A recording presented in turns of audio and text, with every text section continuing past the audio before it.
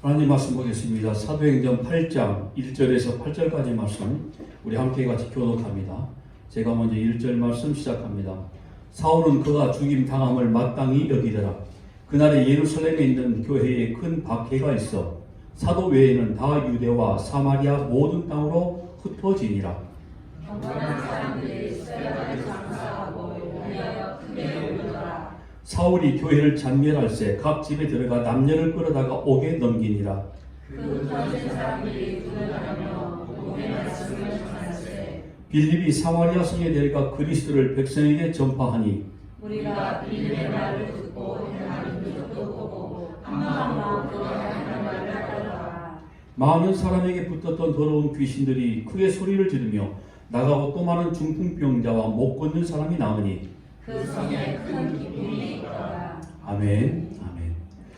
오늘도 사도행전 8장 1절에 8절까지 말씀을 통해서 성령께서 저와 여러분에게 감동하시고 지혜로움으로 말씀을 알아듣는 저와 여러분 되시기를 주의 이름으로 부탁합니다. 여러분, 사도행전을 우리가 처음 시작했을 때의 목적이 하나님이 세우신 교회의 메시지가 무엇이고, 그리고 교회가 원래 해야 할 일이 무엇이고, 그리고 또 교회는 실제로 어떤 것과 무엇과 관련된 것인지를 정확히 우리가 알아보는 것이 바로 사도행전 말씀이었습니다. 왜냐하면 이 땅 위에 지금 현재 존재하고 있는 수많은 교회들, 그리고 수많은 메시지, 사람들의 마음을 감동시키고, 그리고 좋은 말들, 선한 말들, 온갖 말들과 일들로 통해서 교회가 이루어진다라고 생각하고 있기 때문이었습니다. 교회는 사람의 손으로 지어진 것이 아니라 하나님의 말씀으로 지어진, 오늘 곧 저와 여러분이 드리는 예배 가운데 있다는 말씀을 분명히 사도행전 7장 말씀을 드렸습니다. 그럼에도 불구하고 우리가 눈에 보이는 세상의 가치에 따라가는 우리의 연약한 모습으로 인해서 이 사도행전 처음 초대교회가 이루어졌던 그 교회의 모습을 우리가 한번 살펴보면 진짜 교회가 무엇인지 우리가 알 수 있을 거라는 바로 기대였습니다. 바로 그래서 이 기준된 교회가, 여러분, 이 땅에 수많은 교회가 있어도 가장 기준된 교회는 초대교회밖에 없다는 겁니다. 왜냐하면 초대교회는 하나님의 말씀, 오직 예수만 선포된 교회이기 때문이었습니다. 보세요. 세상은 교회에 대해서 굉장히 무지합니다. 그들이 생각하는 교회는 뭔가 선한 일을 하고 뭔가 눈에 드러나는 착한 일들을 통해서 교회가 교회다워진다라고 생각을 합니다. 그런데 이것은 세상 사람들의 판단이라고 말하기는 좀 곤란한 게, 너무나 많은 교회들이 이런 세상의 기준에 따라 움직이고 있다는 사실이죠.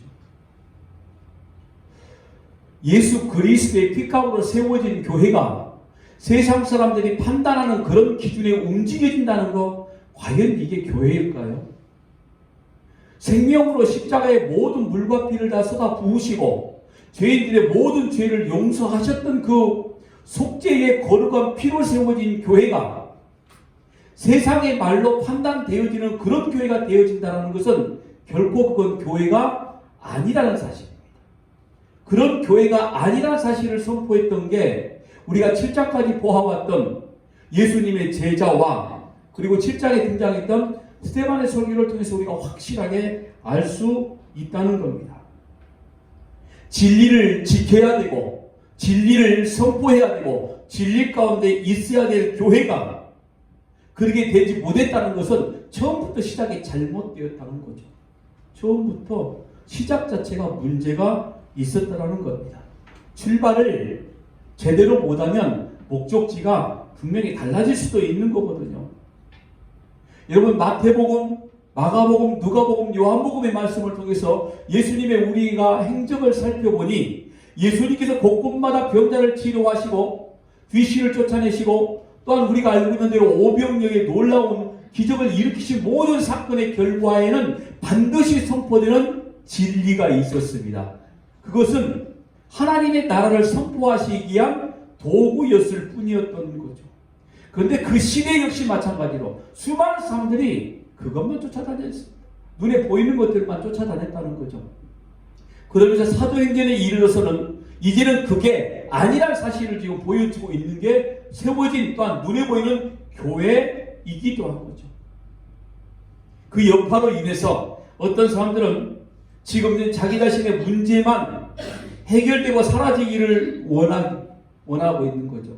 그게 기도라고 생각을 하고 있고 교회라고 생각을 하고 있다는 겁니다.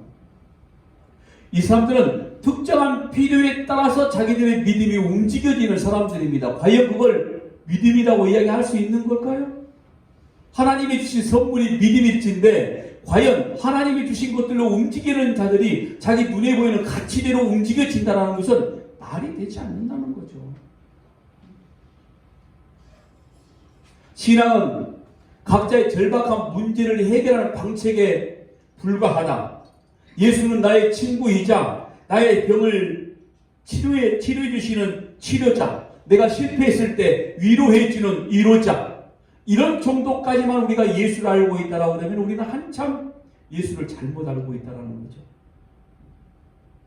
사도행전 시작에 나와 있는 것처럼 눈에 보이는 것만 쫓아가는 신앙이 되어질 수밖에 없다라는 겁니다. 기본적으로 가장 중요한 일은 교회가 단순한 하나의 가르침이나 문제 해결을 도와주는 방식에 그치지 않는다는 사실을 우리는 인지해야 된다는 거죠. 물론 여러분, 기독교는 하나의 가르침이기도 하고 우리 각성의 문제를 다투는 방책인 것도 사실이지만 우리는 거기에 목적이 있지 않다는 겁니다. 그런데 거기에 목적을 두기 시작하면 잘못된 오류가 발생되어지는 거겠죠. 그래서 현재 굉장히 많은 사람들이 잘못된 신앙관을 가지고 있는 이유가 바로 기독 신앙과 즉 메시지에 대해 완전히 잘못된 개념을 가지고 있더라는 거였습니다. 여러분, 성경의 칠발이 무엇인지 여러분들은 잘 알고 계시잖아요. 초창기 사도들이 전한 메시지가 어떤 거였습니까? 나사렛 예수 그리스도에 관한 내용이었습니다. 그가 십자가에 죽었고 3일 만에 부활하였다. 그것만 전했습니다. 사도들은 우리가 알고 있는 7장에 순교를 당하고만 스데반조차도 하나님의 말씀 예수 그리스도만 선포했다는 것이죠. 그런데 여러분, 2000년 인생들에게 문제가 없었겠습니까? 지금과 똑같은 여러 가지 문제, 재정적인 문제, 인간 관계적인 문제, 질병적인 문제, 정치적인 문제, 수많은 문제들이 산재되어 있을 거라는 거죠. 여러분, 특별히 그 시대 정치적인 문제를 우리가 말한다고 하면은 지금 이 시대는 이 성경 역사가 기록된, 신약 성경이 기록된 그 역사 시대를 보면은 로마에 정복당한 유대인들이 나라를 잃어버리고 정말 슬픔에 빠져있는 그런 상황이었단 말이죠. 국가가 없었단 말입니다. 주권이 없었어요. 그런데 여러분, 놀랍게도 복음을 전하는 사도들의 메시지는 단 한마디, 단 한 줄도 정치적인 문제가 없었다는 거죠. 사회적인 상황, 사람들이 굶주리고 헐벗고 죄악으로 범람되어 있고 그래서 우리가 어떤 메시지를 통해서 한번 변화시켜보자, 이런 문제도 전혀 없었습니다. 오직 예수, 오직 복음이었습니다. 우리가 이미 사도행전 1장에서부터 7장까지 쭉 보면서 이 사실을 너무나 잘 알고 있는 내용이거든요. 사도들이 말씀을 선포했을 때 로마의 폭정이나 어떤 그런 정치적인 문제 언급한 적이 있었나요? 전부 예수에 관한 메시지 뿐이었다는 거죠. 사복음서시도 마찬가지였고요. 여러분, 교회가 그렇게 예수 그리스도만 선포하는 지체로, 그리고 예배 가운데 임하는 하나님의 놀라우신 영적인 은혜를 선포하여 지는 게 교회로 세워져 가고 있었다는 겁니다. 이 책에 기록되어 있는 내용이 바로 이겁니다. 성경에 기록되어 있는 내용, 특별히 사도행전에 기록되어 있는 내용이었죠. 한 번 더 살펴볼까요? 베드로가 일어나 말씀을 선포하기 시작합니다. 하나님이 주시는 권위와 능력으로 말씀을 선포하는데 그 설교를 듣던 사람들이 반발이 아니라 통곡으로부터 고백되어 있다는 사실, 우리가 너무나 잘 알고 있죠. 사도행전 2장 37절입니다. 그들이 이 말을 듣고 마음에 찔려 베드로와 다른 사도들에게 물어 이르되, 형제들아, 우리가 어찌할꼬 하거늘.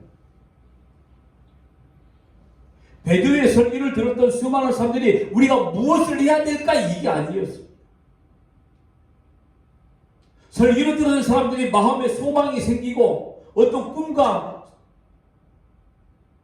자기가 뭔가 해볼 수 있다는 그런 것들이 생겨나는 게 아니라 도리어 그들은 통곡으로부터 시작되어졌다는 겁니다. 교회의 시작입니다.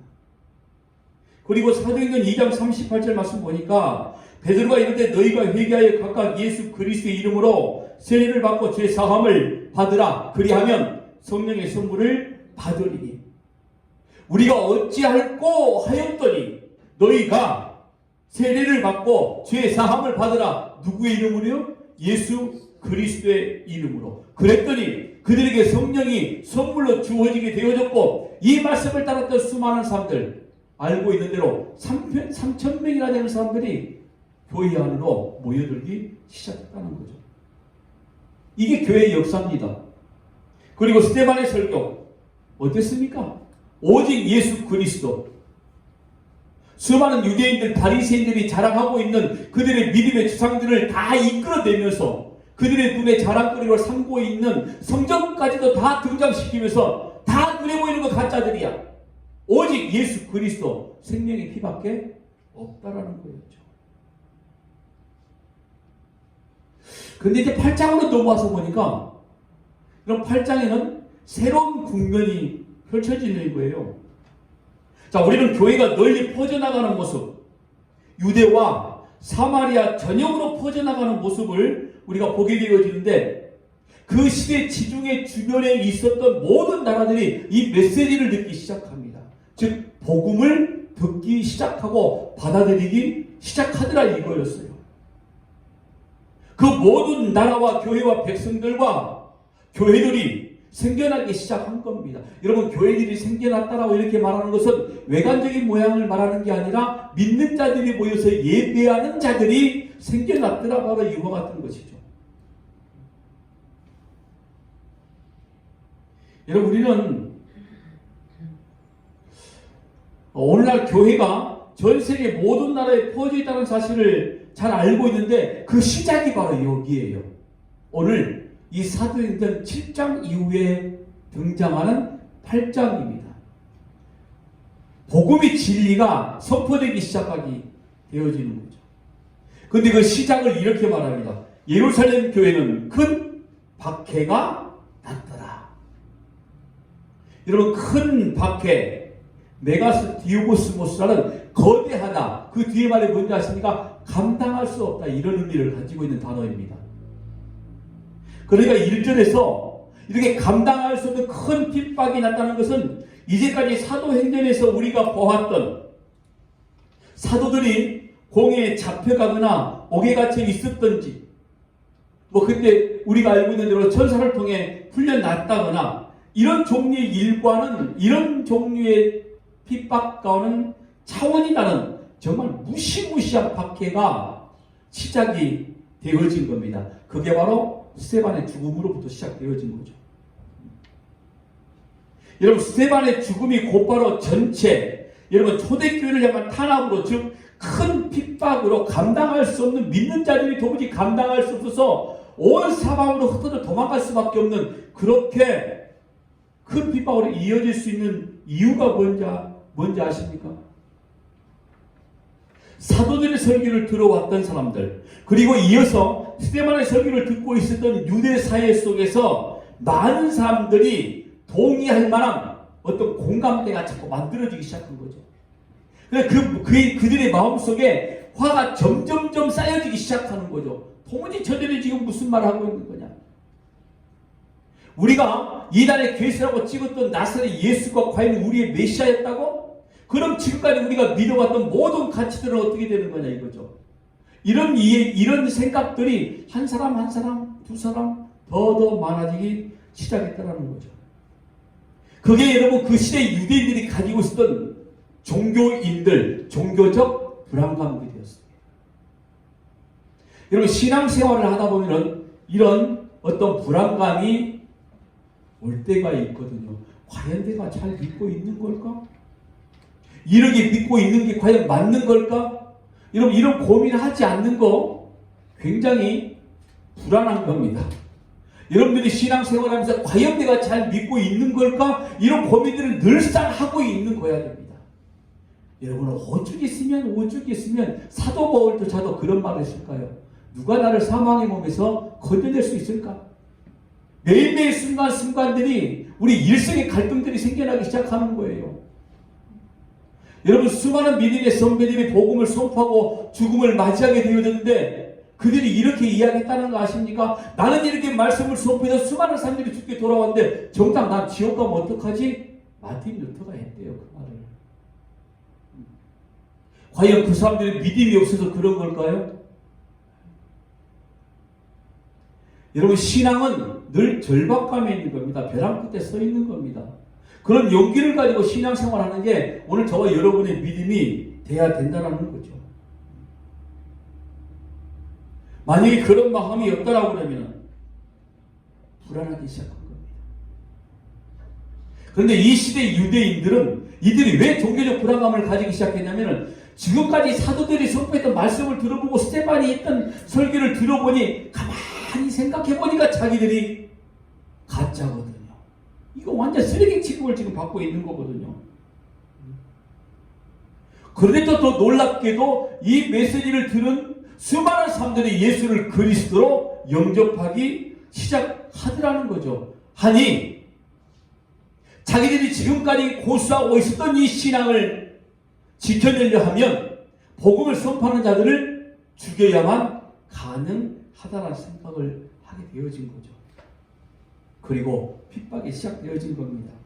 이 핍박의 강도가 더 큰 핍박, 더 큰 박해, 도무지 믿는 사람들이 감당할 수 없을 정도로 도망갈 수밖에 없는 그런 상황까지 이르는 큰 핍박이 닥쳐왔다는 겁니다. 그러니까 이전까지 있었던 핍박과는 비교가 되지 않는다는 거예요.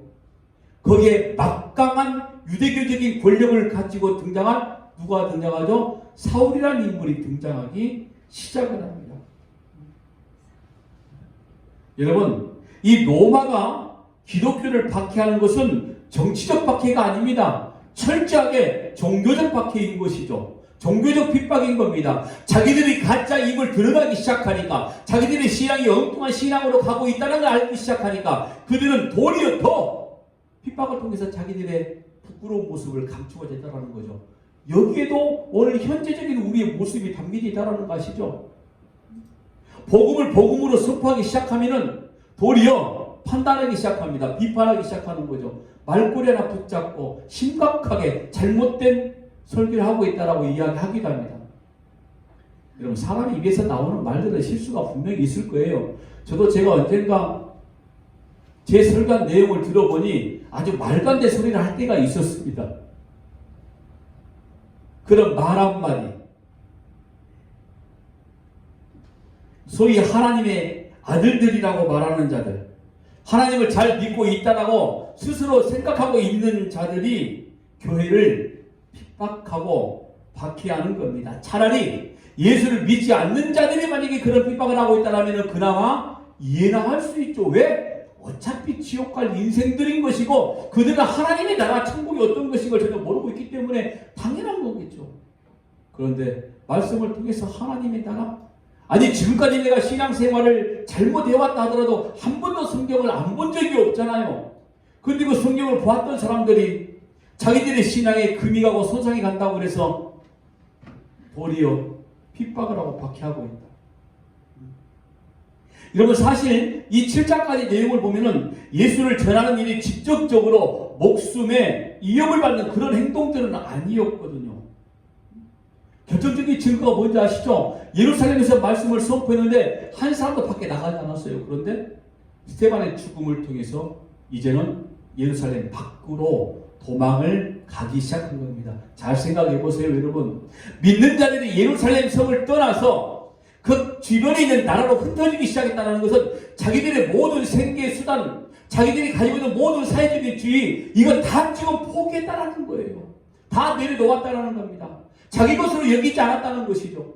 왜? 우리가 복음을 지켜내기 위해서는 하나님의 말씀을 듣고 하나님의 말씀의 역사가 있는 곳에 내가 있어야 되겠다는 그 간절한 일념 하나 때문에 그들의 모든 것들을 전부 다 포기하기 시작한 겁니다. 성을 떠나버린 겁니다. 만약에 이걸 구약적인 의미로 우리가 살펴본다고 그러면 성을 떠났다는 것은 하나님의 징계 가운데 있다라는 거였어요. 사람들과 함께 살지 못하는 그런 지경에 이르렀다. 하나님의 어떤 징계의 표시였던 예를 들어 문둥병이나 이런 질병을 걸린 자들은 성 안에 살 수가 없는 것들이었죠. 스스로 성을 떠나가기 시작합니다. 여러분, 복음을 듣고 있는 자들, 복음을 아는 자들이 율법을 몰랐을까요? 잘 알고 있죠. 성을 떠나가는 자체가 어떤 의미인 걸 알고 있다는 건데도 불구하고 그들은 성을 떠날 수밖에 없는 너무너무 무시무시한 큰 핍박이 찾아왔더라는 겁니다. 3절에 보면 사울이 교회를 장멸했다라고 말합니다. 굉장히 강력한 표현인 거죠. 이 핍박은 이게 일시적이거나 잠깐 피하면 되는 그런 종류의 문제가 아니었다라는 겁니다. 그래서 이 오늘 말씀의 내용에서 우리가 볼 수 있는 예루살렘의 교회의 모습은 이제까지 예수라는 이름을 듣고 그리고 그분을 믿고 따르면서 나름 신앙을 얻는 기쁨을 소유하고 있었던 거거든요. 내가 구원을 받았다는 그런 기쁨 가운데 그들이 교회를 향하여 물밀듯이 밀고 들어와서 오늘 우리가 교회다, 우리가 드려진 예배 가운데 하나님이 나와 함께 거하신다는 그 기쁨 때문에 그들의 삶들이 힘들어도 웃음으로 그들의 삶을 이어게 나갈 수 있었다는 거죠.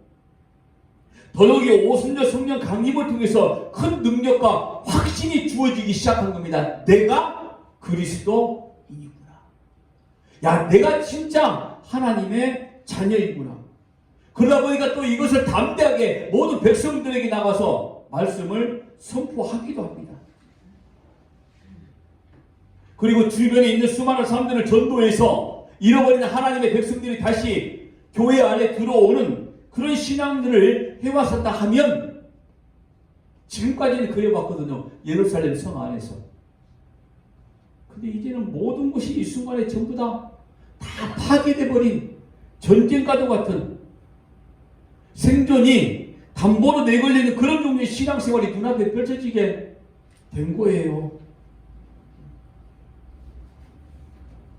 가만히 이 성경을 보면서 그 시대의 현실을 제가 한번 생각을 한번 해봤어요. 감히 상상할 수 없는 거였습니다. 그 다리, 허리 때문에 다리 조금 아픈 거, 그거 하나로 제가 제 모습을 보니까 야, 차라리 다리가 없는 게 낫겠다. 그 정도 아픔 가지고 그 정도까지 생각을 하게 되는데 와, 이 시대 사람들은 어떻게 살아냈을까? 2000년 전에 초대교회를 이루었던 이 믿음의 선배들은 어떤 생각을 하고 살았을까? 감히 상상할 수 없는 거였어요. 여러분, 예루살렘 교회는 이걸 보여주는 겁니다. 이 순간에 모든 것을 잃고 신앙의 평화, 생활의 안정, 한순간에 모든 것들이 전부 다 박탈당해버리는, 다 박살내버리는 그런 그리스도의 모습을 지금 보여주고 있는 거예요. 그런데 여러분, 그런데 중요한 건 우리의 신앙은 이 자리에 있어야 된다는 거예요. 현재를 살아가는 오늘 저와 여러분, 내가 예수 믿어 참 좋다. 나는 그 말씀 속의 신앙의 절박감은 반드시 필요하다라는 겁니다. 내가 예수로 인해 하나님의 나라를 소유했으라는 큰 기쁨과 감격 속에 신앙의 절절함이 있어야만 가능한 겁니다. 단순한 입에 달린 소리로 하고 있는 내용들 아닌 거예요. 여러분, 신앙의 절박함, 신앙의 절절함, 여러분 그런 것들이 사라지기 시작하면 오늘 저와 여러분의 신앙은 그냥 짜여진 매뉴얼 속에 놓여진 그런 신앙인밖에 되지 않는 거예요. 오늘 우리 세원의 수업교회가 만약에 그런 쪽으로만 진행되지 않는다면 교회가 존재할 필요가 없다는 겁니다. 우리는 늘 말씀의 간절함을 가지고 있어야 되는 것이고, 아멘이십니까? 우리는 늘 예수 그리스도와 함께 동행하지 못하고 내가 주님과 함께 있지 못함이 너무 마음이 아파서 그 아픈 마음을 가지고 하나님의 전에 나와 예배하는 자를 써서 내가 교회입니다. 이런 고백이 터져 나와야 되는 거예요.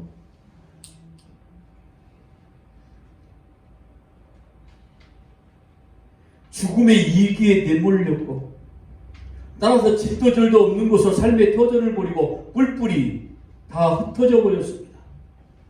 너무 암울한 거죠. 장래가 보이지 않습니다. 여러분, 여기까지가 우리가 현재 당할 수 있고 우리가 확인할 수 있는 지점이었습니다. 한계점에 도달하게 되어진 거죠. 그런데 그 이후에는 하나님이 하시기 시작하더라는 거였어요. 여러분, 이 중에 이 말씀 속에 사방으로 흩어졌다고 말하는 이 말씀의 의미를 우리가 살펴보면 이런 거 있습니다. 여러분, 교회는, 즉 우리 기독교는 지역 종교가 아닙니다. 세계 종교들은 일반적으로 다 지역 종교입니다. 유교, 불교, 인도 힌두교, 이슬람교, 다 지역 종교입니다. 나라가 있고 지역이 전부 다 준비되어 있는 거죠.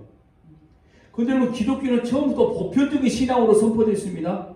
어떤 무식한 인간들이 기독교는 유대 땅 예루살렘에서부터 시작됐다, 이스라엘에서부터 시작했다 이렇게 말하는데, 여러분, 그렇게 말하면 이제 잘못된 말인 거예요. 처음부터 보편적 온 세계 가운데 하나님의 말씀이 선포되어졌다라고 말하고 있는데, 사도행전 4장 12절에 말씀합니다. 다른 이로서는 구원을 받을 수 없나니 천하 사람 중에 구원을 받을 만한 다른 이름을 우리에게 주신 일이 없음이라 하였더라. 여기 뭐라고 그랬죠? 천하 사람 중에. 예수 그리스도의 구원의 복음은 이스라엘에 국한되어 있는 게 아니란 말이에요. 다만 사람들 눈에 보이는 것으로 하나님이 이스라엘 민족을 선택하실 뿐이었던 거지 국한되어 있는 게 아니라는 거예요. 여러분, 예수 그리스도 이렇게 말합니다. 요한복음 9장 5절에 내가 세상에 있는 동안에는 뭐라고 그랬죠? 세상의 빛이로다. 지역 종교가 아니란 말이에요. 세상의 빛으로 오신 겁니다. 어느 한 지역으로 오신, 한 나라 가운데 오신 분이 절대로 아니었다 이런 말인 거죠. 요한복음 14장 6절에도 말씀하죠. 예수께서 이르시되 내가 곧 길이요 진리요 생명이니 나로 말미암지 않고는 아버지께로 올 자가 없느니라. 예수 그리스도의 보편적 구원, 모든 온 역사 가운데 구원의 역사를 이룰 만한 온 세계 가운데 임하신 그분이었다 이런 말인 거죠. 그래서 여러분, 이 기독교는 사실은 굉장히 배타적인과 동시에 보편적 구원을 이룰 수 있는 하나님의 말씀이 선포되어진 겁니다.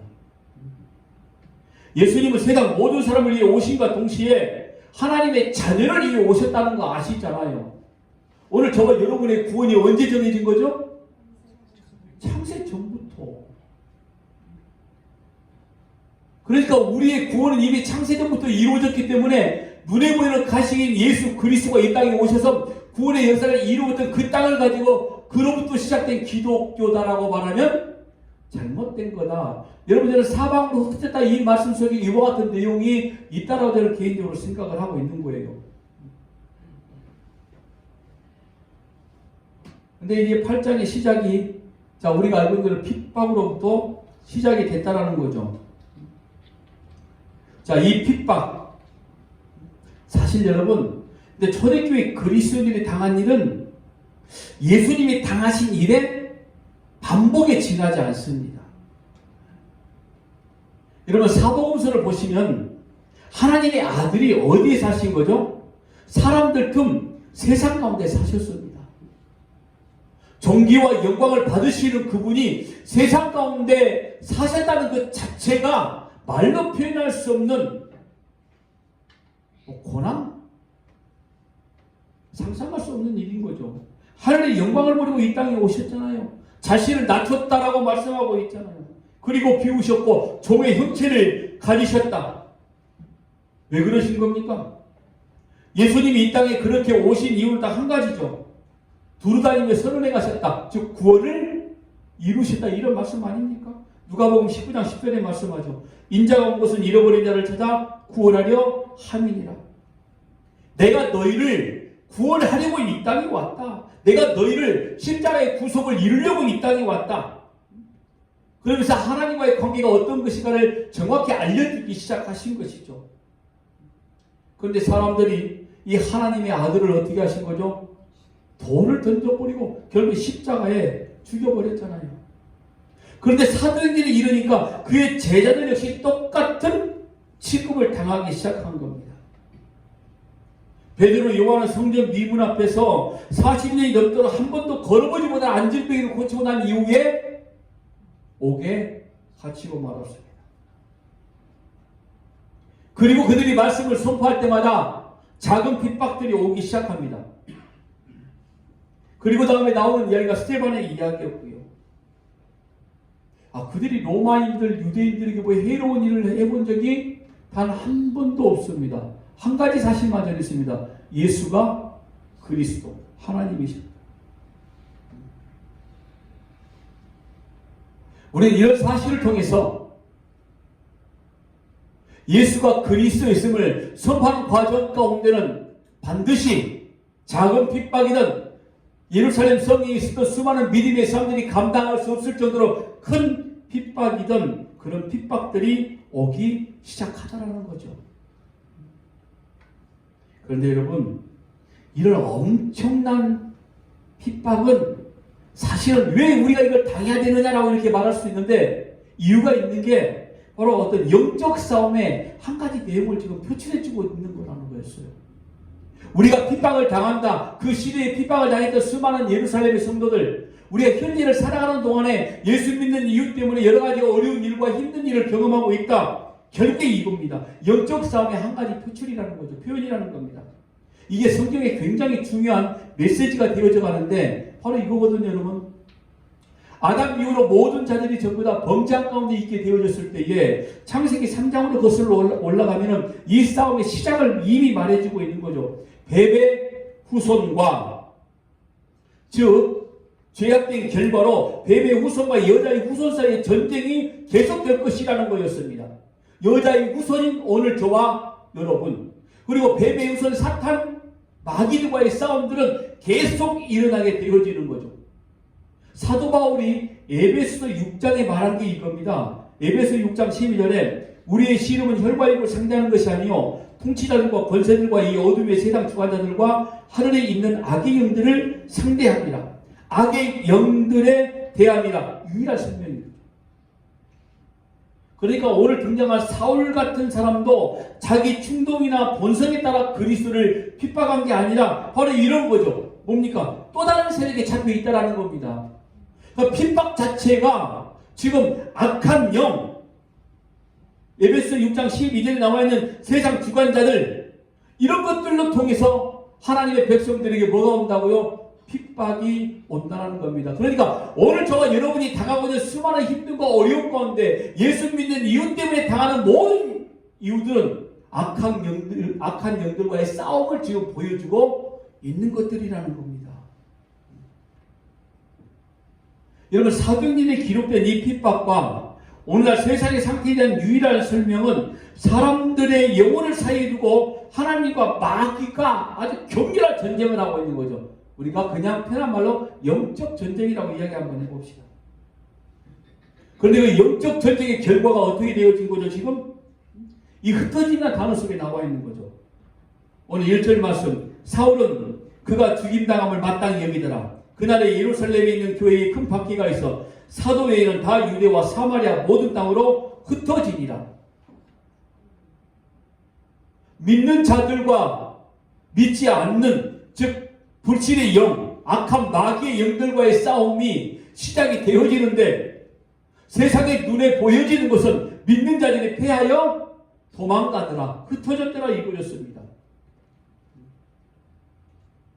그런데 흩어진 곳에서 하나님의 말씀이 더욱더 흥하게 되더라는 결론이었죠. 자신의 의도와 정확히 반대된 일들이 벌어지는 거였어요. 이게 여러분 영적 싸움의 결과라는 거죠. 우리가 눈에 보이는 한계점까지는 우리가 쫓겨서 도망을 가는 것 뿐이었습니다. 딱 거기까지였어요.